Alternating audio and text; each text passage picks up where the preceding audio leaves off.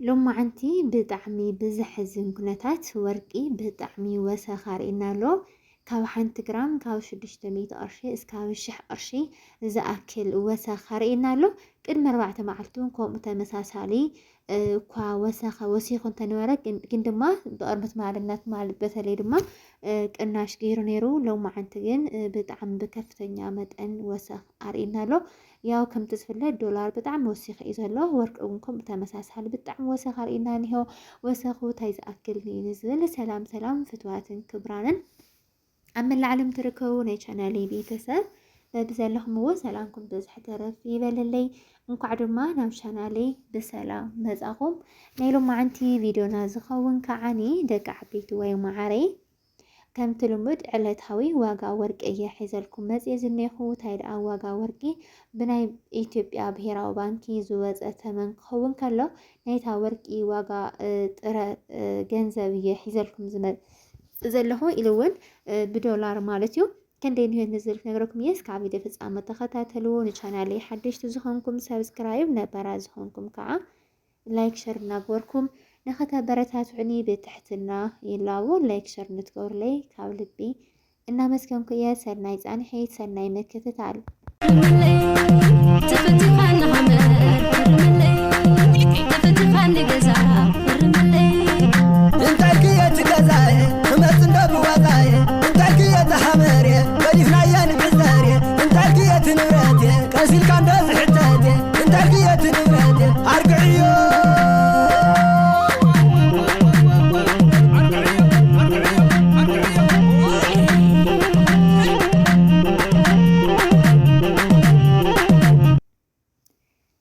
እንግዲህ ክብራት ሕዋተይ ተመሊስና ተራኺና ለና በመጀመሪያ ንሪኦ በዓል 14 ካረንቲ ክኸውን ሎማዓንቲ በዓል 14 ካረንት በዝገርም ኩነታት ንሓንቲ ግራም ናይ ውሽጢ ዓዲ ወርቂ ብናይ ኢትዮጵያ ብሄራዊ ባንኪ ማለት እዩ 14,100 እዩ እንግዲህ ክብራት ሕዋተይ ኩሉ ግዜ መብዛሕቱም ቀሪለኩም የ14 የ15 አይናልኩም 14 ካረንት ማለት ናይቲ ወርቂ መለክዕ እዩ ንኣብነት 14 ካረንት ማለት 45% ወርቂ 55% ደግሞ ካልእ ዓይነት ብረታ ብረት ሓዊሶም እዮም ዝሰርሕዎ ስለዚ እዚ 55% ብረታ ብረት ሓዊስካ ዝስራሕ ዓይነት ወርቂ ንግራም 14,000 ይቅርታ 14,100 ይመጸሎ ብዶላር ከዓኒ 91.25 ዶላር ይመጸሎ እዚኣስ ግልጽ እያ ካብዚ ብላዕሊ እንታይ ግልጽ እያ ክገብራ እስኪ ኣብ ኮሜንት ጽሓፉለይ ዘይተረድርኩም ተልኢ መሊሱ ማለት እዩ ስለዚ 15 16 ናበለ ዝቐጽል ዘሎ ናይቲ ወርቂ መለክዕ ወይ ከዓ ናይቲ ወርቂ ደረጃ እዩ ቀዳማይ ካልኣይ ተባሃለ ዝኸይር ዘሎ ማለት እዩና ቀጺልና ንሪኦ بعل 15 كارنت يكون بايزوي بعل 14 كارنت لعلي 800 قرش وسخر إنازنيو أو حنتي صحي أو حنتي معلتي مالتيو 15 كارنت كان خلنا نحنت جرام بنا إثيوبيا بهراو بانك مالتيو بعشرة 15 شحن 100 كشيت كيلو بدولار كعني 9.9 دولاريو كشيت وعيل زلو بطعمي بكفتኛ መጠንዩ ወሰኽ አርኢና ዝንዮ እንደ በእውነት ናይ ክሳድ ሃብል እንኳን ከይገዛኹ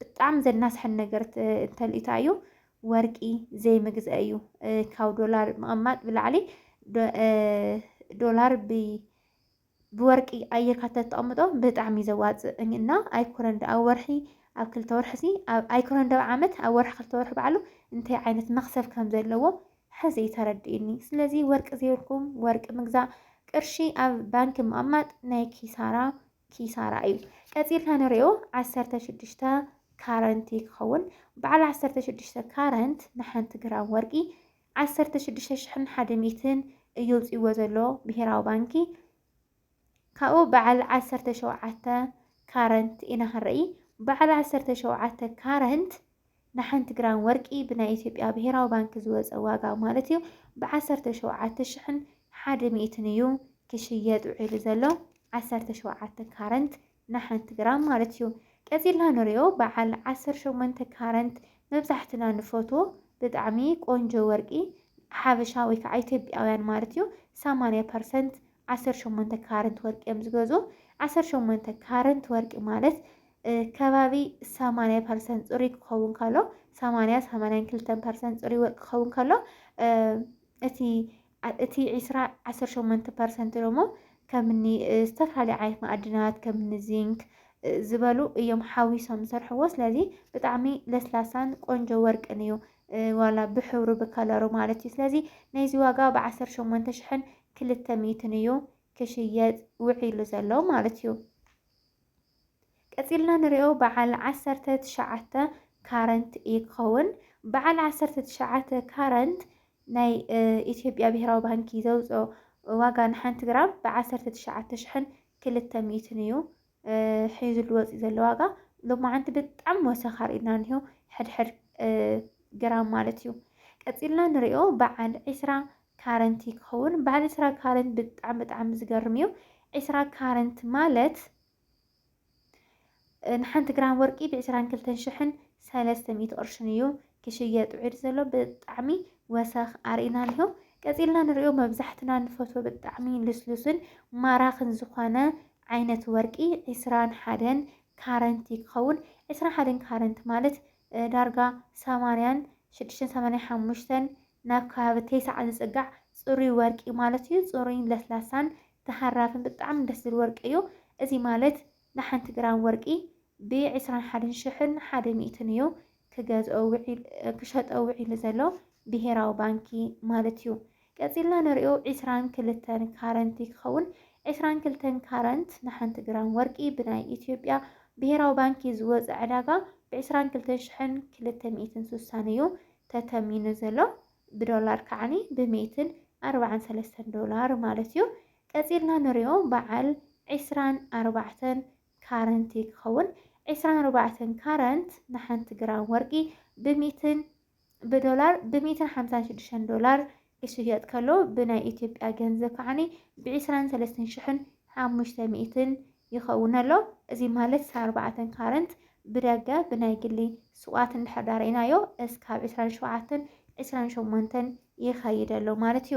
ናይ ሎማዓንቲ ዕለታዊ ናይ ወርቂ ዋጋ ጥሪ 14 ወይ ከዓ ጃንዋሪ 22 ከምዚ ይመስል ነይሩ። እንታይ ደኣ ወርቅኹም ገዚእኹም ከስብኹም ርኸቡ ማለት እዩ። ገንዘብ ኣሽሪፍካ ኣብ ባንኪ ምቕማጥ ብጣዕሚ ኪሳራ እዩ። እዚ ኩሉ ግዜ ደጋጊመ ዝዛረቡ ነገር እዩ። ኣብ ዕዳጋ ኣብ ትግራይ ዕዳጋ እንድሕር መፂኹም ናይ ሎማዓንቲ ዕዳጋ ብፅባሕ ሶምን ኣይትረኽዋን ብጣዕሚ እናወስኸት እያ ትኸይድ። ብልክዕ ድማ ባንኪ እንድሕር ገንዘብ ተቐሚጡ ስለ ዘኽስረኩም ወርቂ ገዚኻ ምቕማጥ እዩ። ደቂ ዓበይቲ ወይ ማዕረ እስካብ ቪድዮ ፍፃመ ንዝተኸታተልኩምኒ ካብ ልቢ እናመስገንኩ እየ። ላይክ፣ ሸር፣ ሰብስክራይብ ምግባር ድማ ከይትርስዑ። ብጣዕሚ ኢና ንፈትወኩምን ነኽብረኩምን። ሰሰናዮ ባይ ባይ